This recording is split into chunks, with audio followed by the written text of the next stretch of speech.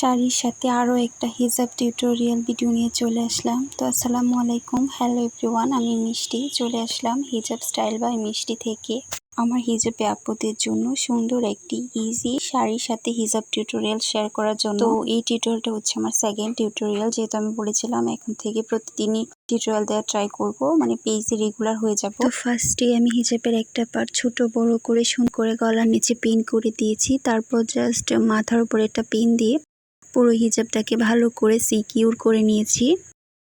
তারপর জাস্ট যে ছোট পার্টটা ছিল এটাকে জাস্ট ধরে এক সাইডে সুন্দর করে এভাবে ফোল্ড করে আমি এক সাইডে এনে মাথার উপরে পিন করে দিয়েছি।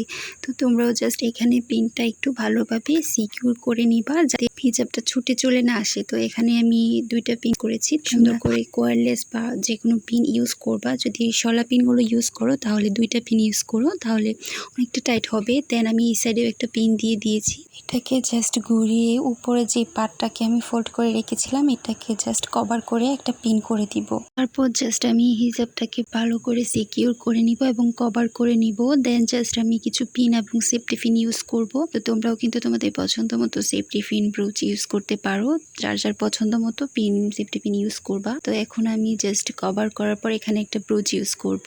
তো তোমাদের কাছে আমার হিজাব টিউটোরিয়ালগুলো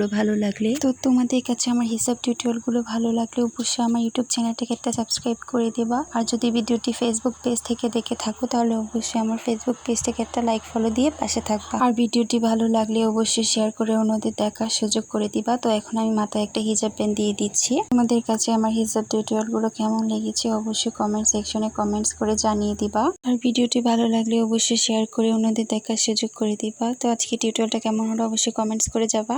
আর কে কোন জায়গা থেকে আমার ভিডিওটা দেখছো এটাও কিন্তু অবশ্যই কমেন্টস করে যেতে ভুলবা না।